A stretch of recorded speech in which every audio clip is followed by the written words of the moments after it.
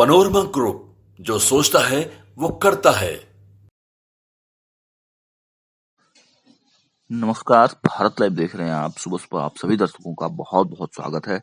देखिए, हमने आपको पहले भी बताया है, कई दिनों से हम चर्चा कर रहे हैं जिस प्रकार सीट शेयरिंग का मुद्दा जो है गरमाया हुआ है।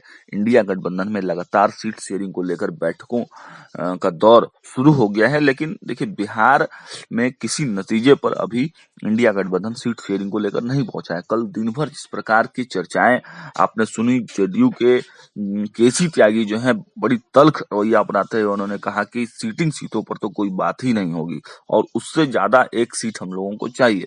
विजेंद्र यादव जो बिहार सरकार में मंत्री हैं, नीतीश कुमार के काफी खास माने जाते हैं, उन्होंने भी शाम में पीसी करके कहा कि 16 जो सीट है, सीटिंग सीट है, उससे कम में तो कोई बात ही नहीं होगी। बाकी जो 24 सीट है उस पे आप लोग देख लीजिए।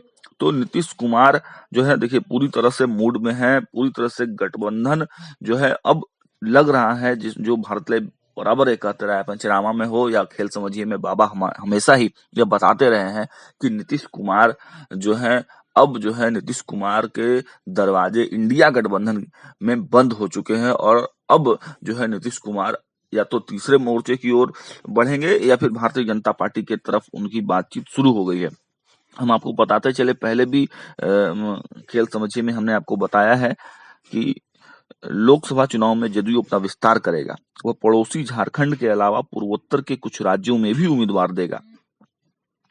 मुख्यमंत्री और जदयू के राष्ट्रीय अध्यक्ष नीतीश कुमार इस लक्ष्य को साधने के लिए बार बार INDIA के घटक दलों के बीच जल्द सीट बंटवारों की सलाह दे रहे हैं। गठबंधन में अब तक सीटों की पहचान और बंटवारा नहीं हो पाया है, फिर भी जदयू अपने स्तर से तैयारी में जुटा हुआ है। इसके तहत अरुणाचल पश्चिम के लिए जदयू उम्मीदवार की घोषणा कर दी गई है।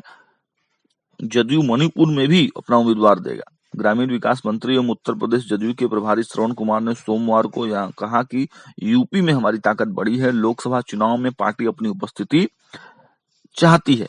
इस समय हम सीटों की संख्या बताने की स्थिति में नहीं है क्योंकि चुनाव गठबंधन के आधार पर लड़ा जाएगा। मालूम हो कि मुख्यमंत्री नीतीश कुमार के फूलपुर से चुनाव लड़ने की चर्चा लंबे समय से चल रही है। जदयू के उत्तर प्रदेश इकाई के नीतीश से चुनाव लड़ने का आग्रह किया है।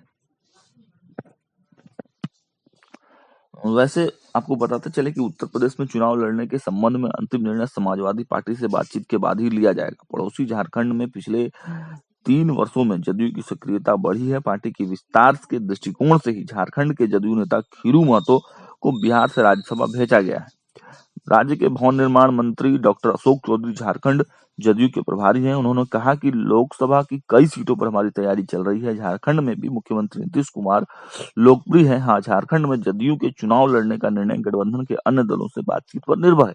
बिहार में जदयू उन सभी 16 सीटों पर तैयारी कर रहा है जिन पर 2019 के चुनाव में उनकी जीत हुई थी। इकलौती हार वाली सीट किशनगंज के बदले जदयू सीमांचल का ही कोई दूसरा क्षेत्र चाह रहा है जिस पर किसी अल्पसंख्यक को उम्मीदवार बनाया जा सकेगा।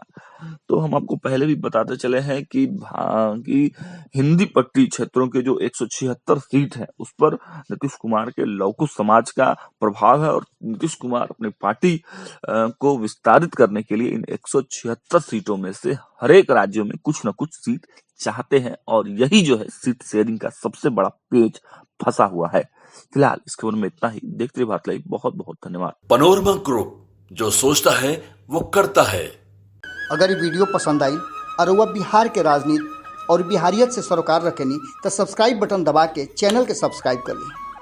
ओजे एगो घंटी बा, ओकरा बटन दबा देला से कुल सटीक और मारक खबर रुआ मुफ्त में मिल जाई।